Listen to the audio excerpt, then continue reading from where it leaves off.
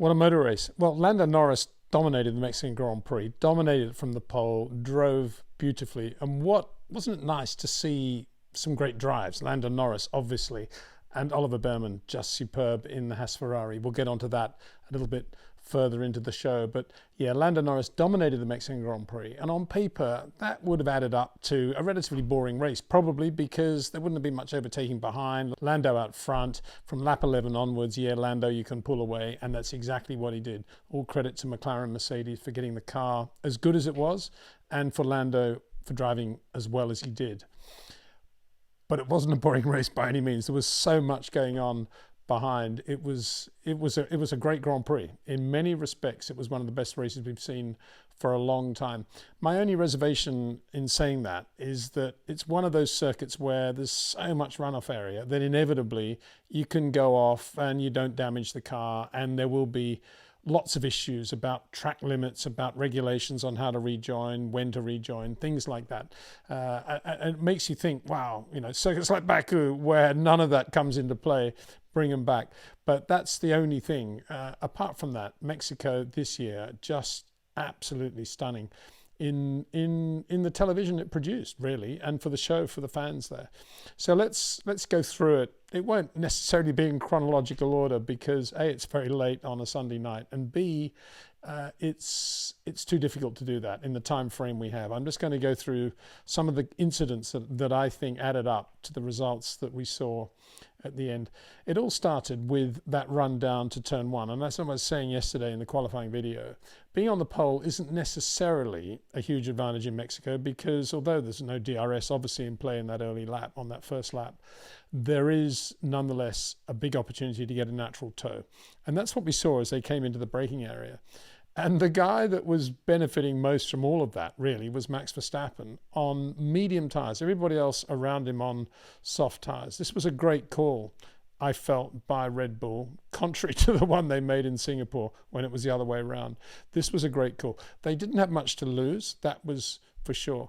But remember also that Max was the only driver that did a full tank run in FP3 on Saturday, and was the only driver to run both the medium and the soft with fuel in the car on Friday. So he had more information. Red Bull had more information than any other driver stroke team in the pit lane. And therefore they had more data on which to make a decision. And whether their data said, don't worry about it, late in the race, the soft tire is going to be the one to have, live with it on full tanks, live with the medium on full tanks, Max, I don't know. But it's possible, given the amount of data that they did accumulate. That wasn't just a gamble, I think. That was more Red Bull being as good as they are. Anyway, Max is on the medium. Everybody else is around him on the soft. And sure enough, because he's on the clean side of the grid in P5, he actually is in very good shape as they're coming into the braking area. He's picking up speed. He's getting the toe. But the problem he's got is two Ferraris, Lando in front. Then he's got the two Ferraris. And he's got George Russell muscling around as well. But the real problem he's got is that the Ferrari in the middle, moving to the left, starting to move to the left, is Charles Leclerc and not Lewis Hamilton. And I say that because of what we saw on the straight at the restart in the Spanish Grand Prix this year, when Charles had no compunction at all about basically driving into Max flat out in seventh gear. And it's all credit to Max. He just kept his foot in it and stayed there. And Charles, sure enough, did the predictable thing. He started to move over, obliging Max to get up on the curbs where it was bumpy and it was bottoming out and he was on full load of fuel. But you got to give Max credit. I think he was genuinely trying to pull off the first 4-car pass into turn one that we've seen probably ever in the history of Formula One into the first corner. I think he had the momentum, and I don't know about those mediums, what it actually would have been like when he started to turn in. But you can see where he was coming from. Got to say, when Max isn't right at the front, he always delivers something else, doesn't he? And yeah, he was in this one. He was left with no alternative really, but just to keep going straight on into the runoff area. And you thought, oh, race over, penalties. But actually, to their credit, the stewards didn't even investigate it because Max did a very good job at sort of filtering back. George Russell started bleating on the radio about, oh, Max gained position. He should get a penalty or give the position back. Yeah, he did that for Lewis. He was never going to do it for George Russell. And interestingly, the stewards agreed with that because there was no action taken there. And so Max filtered in behind Lewis, behind Charles, behind Lando, Charles, Lewis, who'd made a good start but had to give this position, made a very good start, went down the inside and might have been ahead of Charles Leclerc, but because of all that, all the argy-bargy, he lost the position to Charles.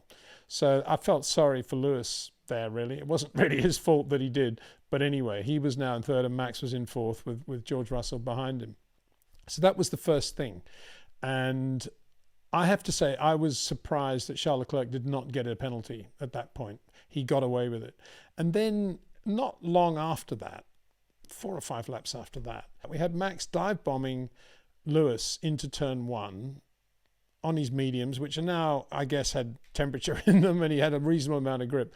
But he dive bombs Lewis and he's going much too quickly and runs wide, runs into Lewis basically, and Lewis has to go left and off the track.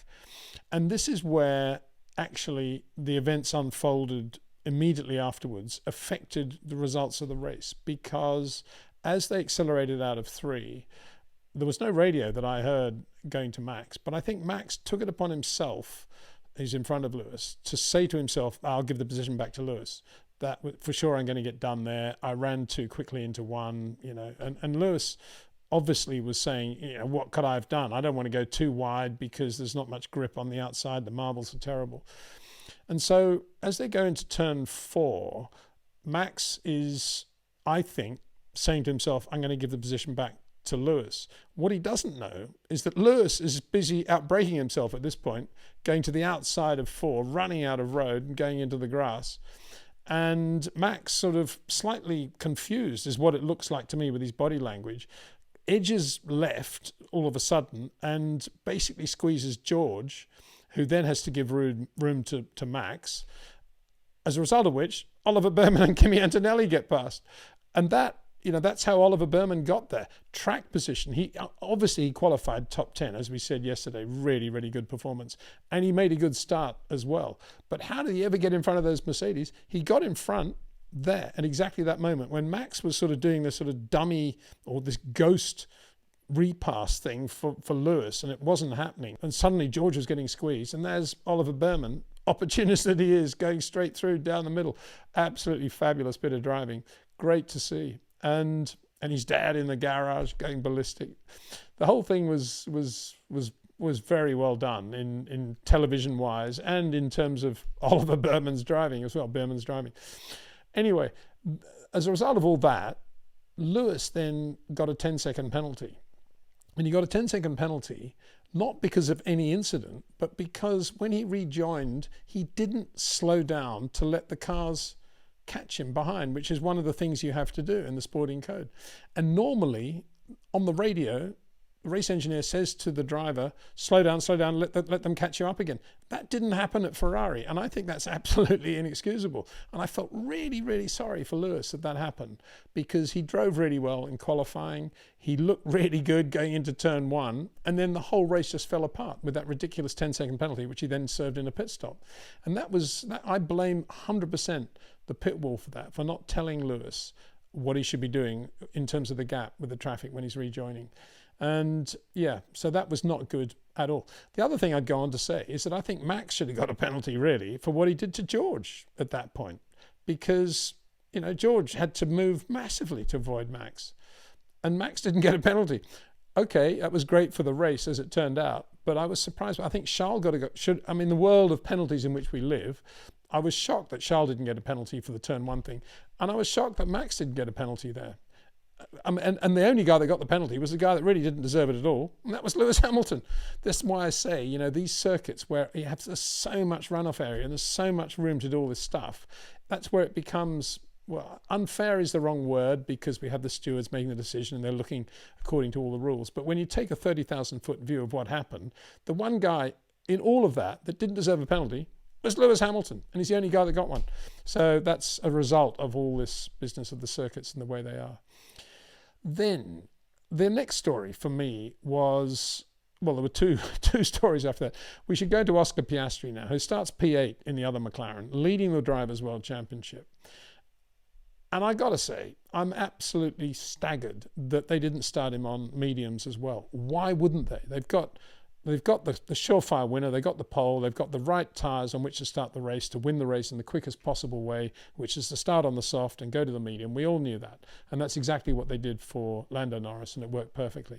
But when you've got your other car, which is a brilliant racing car, which may get caught in the DRS train, why wouldn't you start it on mediums just to have some sort of difference there, to try to do something to break up the way he's going to be in traffic? And they didn't do it. And I wonder whether that is McLaren tightening up. Scared is the wrong word, but tightening up at this point of the year and not wanting to start the drivers on two different strategies in case, heaven forbid, suddenly Oscar Piastri is right out there with Lando Norris, or even beating Lando Norris with a better strategy, with the softs coming into their own at the end of the race. So why didn't they do that? I guess it's because of that. And that's quite sad to see from Oscar's point of view. That's point one. Point two, Kimi Antonelli in that group that was now there, Kimi Antonelli was the first to stop, and he dropped sort of 2/3 of the way through the field.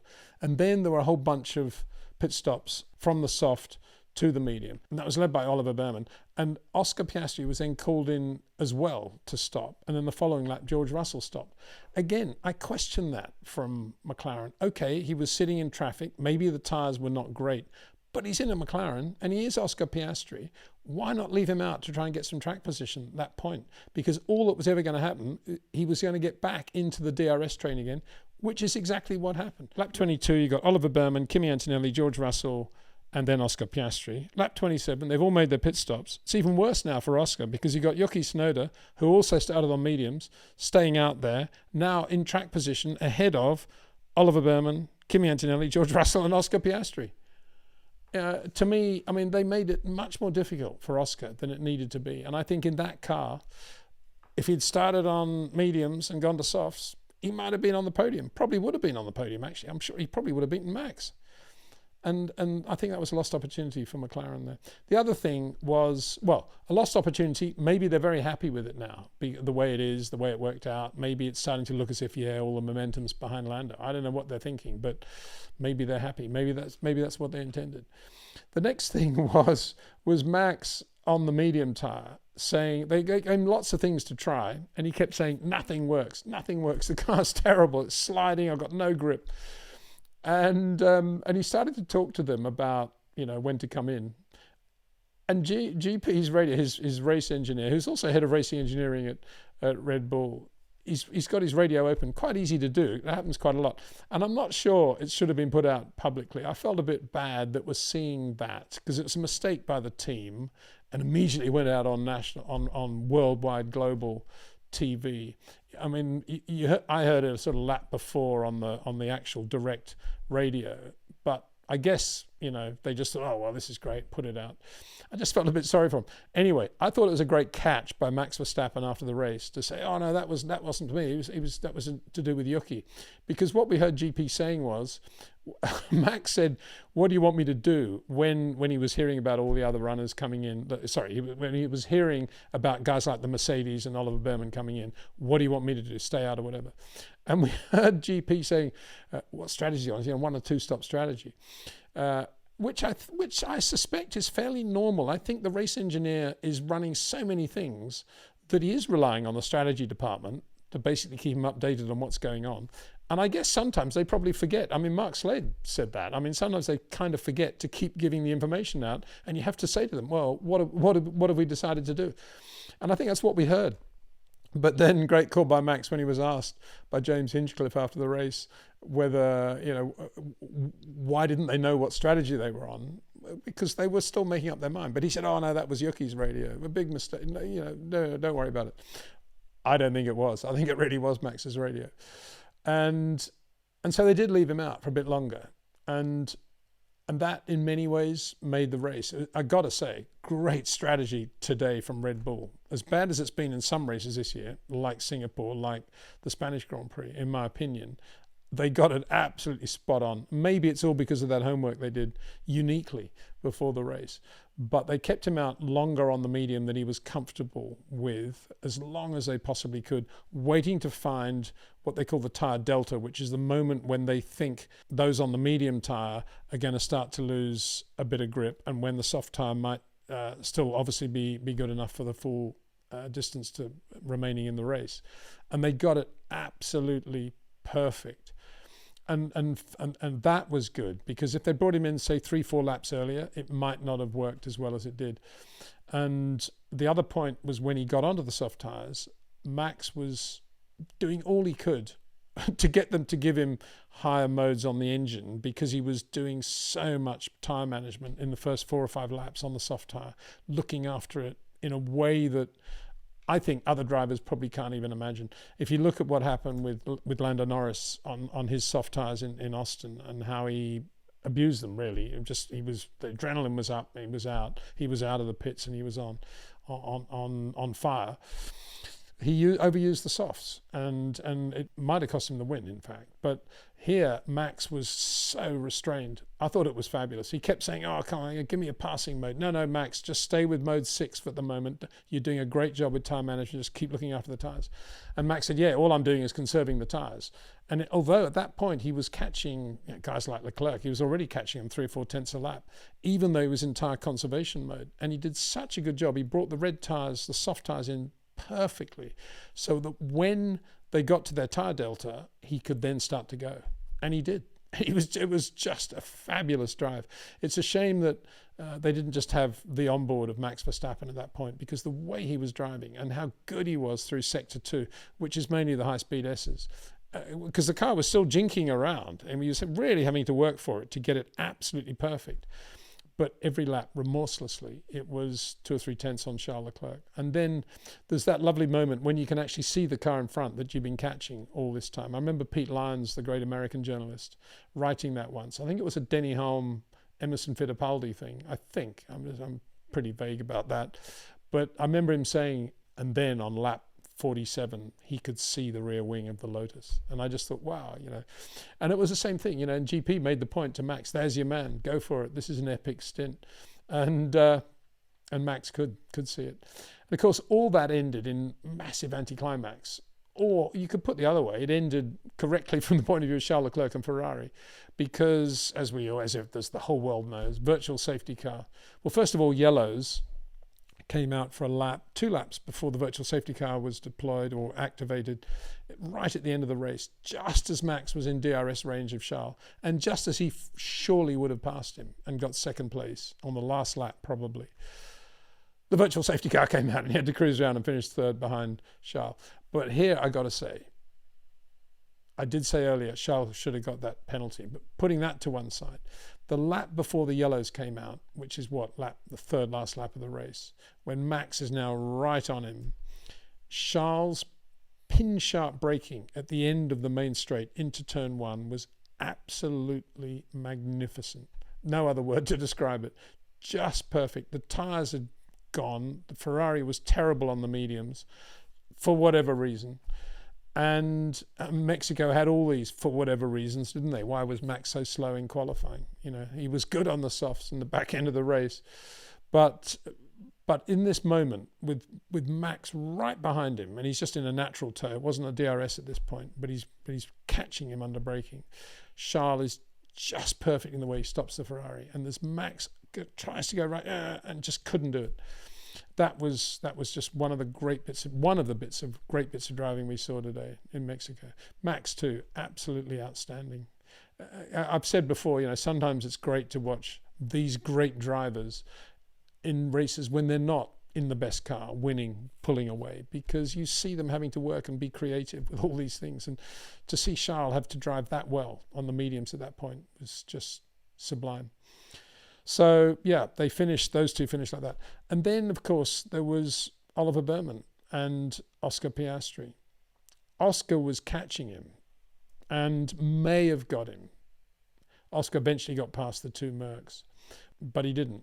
And virtual safety car conditions, Oliver Bearman finished P4, the Mexican Grand Prix in a Haas Ferrari. New floor in Austin, which is working well. So it's good to see all these teams, patronizing to say it, but good to see. Better late than never, I guess, how all these teams are starting to catch up now and finding these secrets that have been so elusive for the last 2 years. Adrian had them all initially, now McLaren, and now everybody else is starting to find them. Red Bull almost, Haas Ferrari, Racing Bulls have been pretty good, haven't they, as well? But the Haas Ferrari today, a lot of it was track position with Oliver, getting that track position, but being aggressive enough and having the ability to see gaps and go for it the way he did. And being, what can I say, confident enough to just blow past George Russell and Kimi Antonelli and beat the Mercs. There was a bit of a kerfuffle too between the Merc drivers, quite entertaining television, of George behind Kimi Antonelli, who's trying to get past Oliver Bearman, and Oscar Piastri, obviously, sitting right on George's tail. And George, concerned, because he's using his tyres, A, sitting too closely to Antonelli, and B, having to defend against Oscar Piastri, who's really quick.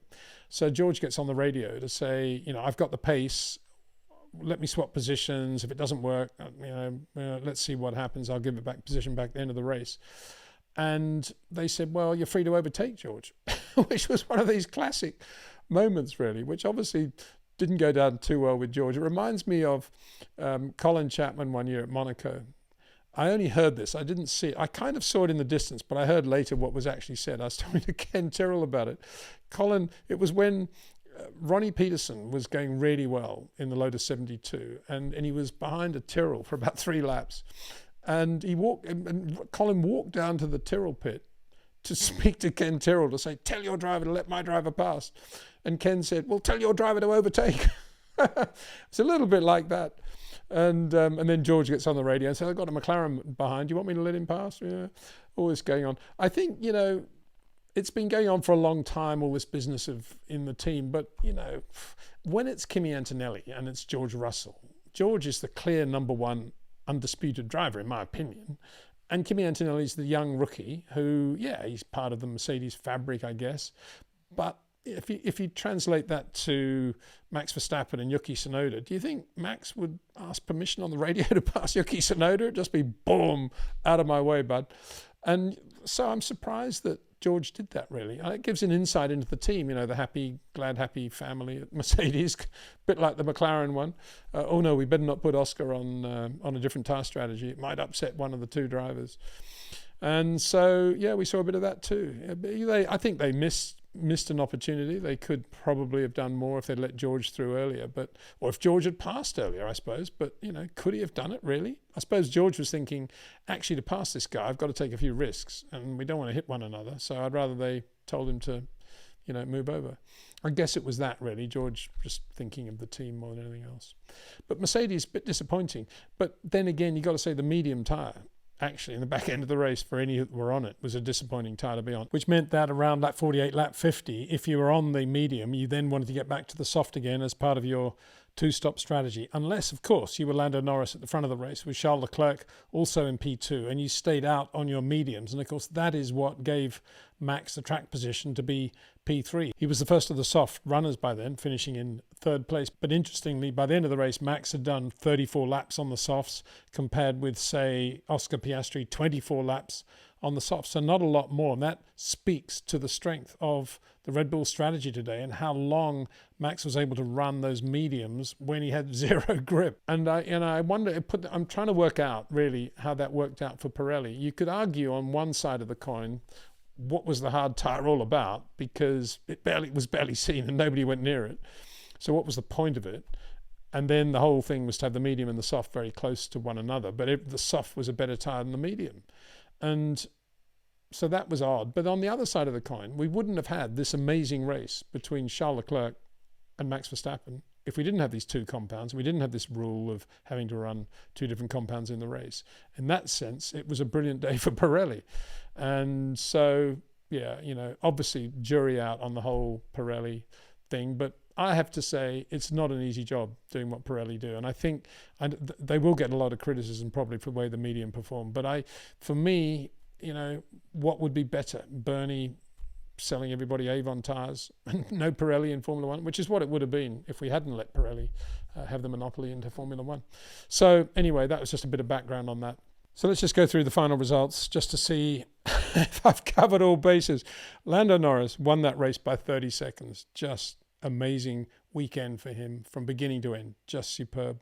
And for McLaren too. Congratulations to them. Charles Leclerc finished second, just ahead of Max Verstappen. Max probably would have got him. We'll never really know. but I think he would have with DRS. But because of the virtual safety car, he didn't. An unbelievable climb back, though, just superb by Max Verstappen and by Charles Leclerc as well. Oliver Bearman, an amazing fourth. Oscar Piastri, fifth in the McLaren-Mercedes.